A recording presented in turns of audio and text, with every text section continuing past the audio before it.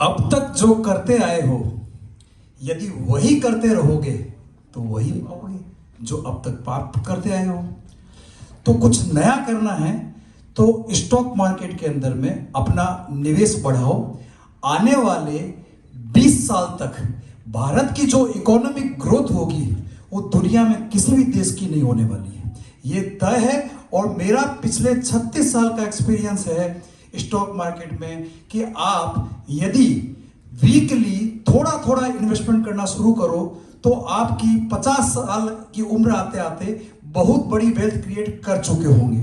अब आपको सबसे पहले क्वेश्चन ये आता है कि स्टॉक मार्केट में कितना पैसा लगाएं।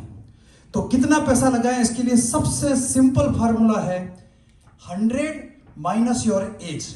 यदि आपकी उम्र 25 साल है और आपका जो इन्वेस्टमेंट, जो आपकी बचत होती है, तो 100 माइनस 25, 75% आपका इन्वेस्टमेंट का पैसा स्टॉक मार्केट में लगना चाहिए। यदि आप 25 साल की उम्र से ऐसा करते रहेंगे तो 50 साल की उम्र आते आते आपका सालाना इनकम और रिटर्न ऑन इन्वेस्टमेंट एक बराबर हो जाएगा। यानी कि 50 साल की उम्र में जितना आप साल में कमा रहे होंगे उतना आपका इन्वेस्टमेंट से रिटर्न आएगा। जो मेरी उम्र 53 साल है और आज मुझे अपने इन्वेस्टमेंट का रिटर्न अपनी सालाना इनकम से 2 गुना आ रहा है। इसलिए स्टॉक मार्केट के अंदर में आप निवेश करना शुरू करें। अब दूसरा क्वेश्चन आता है कि स्टॉक मार्केट के अंदर में निवेश कैसे करें। तो पिछले कुछ सालों से मैं ट्विटर पे एक्टिव हूं। ट्विटर पे मैंने एक फॉर्मूला दिया है, इन्वेस्टमेंट थ्रू बसंत बाहेती इन्वेस्टमेंट पॉलिसी। तो बसंत बाहेती इन्वेस्टिंग क्या चीज है कि किसी भी अच्छे ग्रुप की, अच्छी कंपनी के बुरे समय में इन्वेस्ट करो और वेट करो कि इसका अच्छा समय आएगा। अच्छी कंपनी के, अच्छे ग्रुप की अच्छी कंपनी में। यदि आपने खराब कंपनी में इन्वेस्टमेंट किया तो पैसा जीरो हो सकता है। अब जैसे 2001 के अंदर में टाटा ग्रुप की कंपनी थी टाइटन, जो पिछले कई सालों से लॉस कर रही थी। उस समय वो टाइटन का शेयर 70 रुपए में मिल रहा था, पर जब टाइटन के अच्छे दिन आए, तनिष्क बहुत अच्छा करने लगा, तो वो 70 रुपए का टाइटन आज 2023 में 60,000 हो चुका है। जो एमआरएफ 2001 में 500 रुपए में मिलता था, वो एमआरएफ आज 1,11,000 के भाव हो गए। तो आप इस तरह से अच्छी कंपनी के अंदर में यदि समय बुरा है तो इन्वेस्टमेंट करना शुरू करो। अब कंपनी के अंदर में आप इन्वेस्टमेंट करेंगे कैसे? तो सबसे अच्छा तरीका है कि इन कंपनियों के अंदर में हर वीक में थोड़ा थोड़ा इन्वेस्टमेंट करो। सिस्टमेटिक इन्वेस्टमेंट प्लान कि हर वीक में एक दिन डिसाइड करो कि इस दिन हमको ये पैसा लगाना है उस कंपनी में, और कम से कम लगातार 1 साल तक ऐसा करते रहो। यदि कंपनी अच्छा ग्रो कर रही है, आप उसकी कंपनी के रेगुलर उसकी बैलेंस शीट देखें, आप कंपनी के कॉन कॉल सुने, और इस तरह से आप इकट्ठा जब हो जाएगा, फिर आप केवल एक काम करो कि जब भी स्टॉक आपका 100% बढ़ जाए तो 100% बढ़ने पे 50% स्टॉक बेच दो। जैसे आपने 70 रुपए में टाइटन लिया, आपको लगता है टाइटन बहुत अच्छा होने वाला है, फिर भी आप उतना लालच मत करो कि पूरा शेयर 60,000 में बेचेंगे। जैसे ही टाइटन 70 का भाव 150 है, आप उसको आधे शेयर बेचो, आधे बेच के बचे हुए शेयर की कॉस्ट जीरो कर लो। जब शेयर की कॉस्ट जीरो कर लोगे तो कोरोना काल भी आएगा, 2008 की बड़ी मंदी भी आएगी, आपको घबराने की जरूरत नहीं रहेगी क्योंकि आपके शेयर की कॉस्ट जीरो है। यदि ऐसा 2003 में कर लिया होता तो वो जीरो कॉस्ट का शेयर भी आज 70,000 रुपए, 6 करोड़ रुपए होते।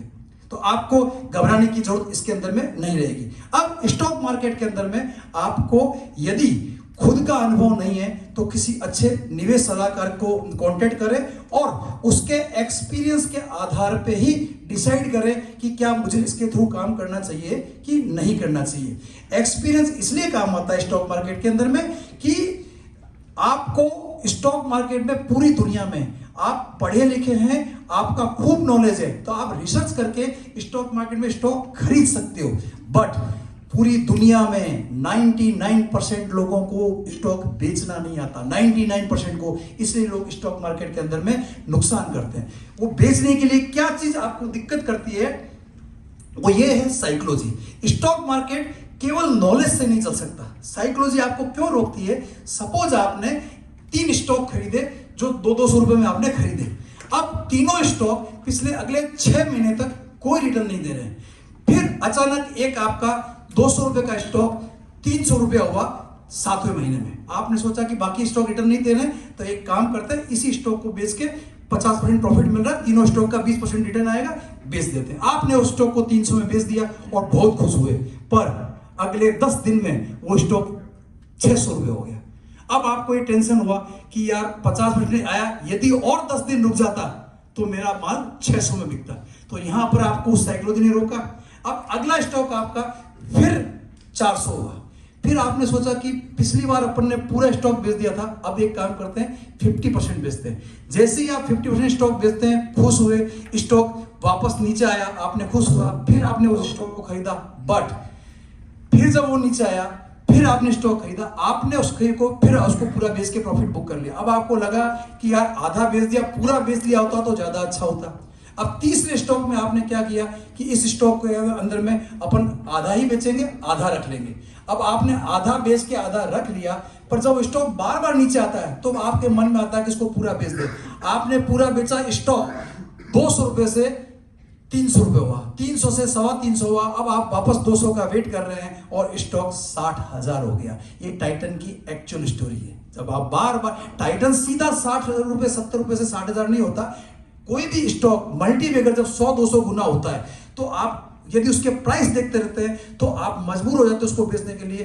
टाइटन की एक लाइन में स्टोरी सुनाता हूं। टाइटन 70 रुपए से 60,000 क्यों हुआ? क्योंकि मैंने इसमें खुद ने निवेश किया था।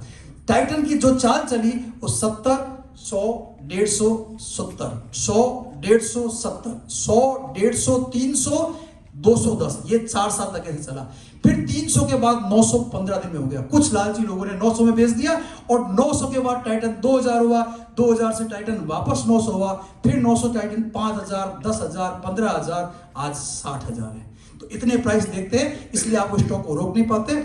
समय कम है, इसलिए मैं यही कंक्लूड करना चाहूंगा कि स्टॉक मार्केट में लंबे समय तक निवेश करोगे तो आपकी आज सालाना इनकम कुछ भी हो, आप 100 करोड़ के क्लब में जरूर आओगे। Thank you.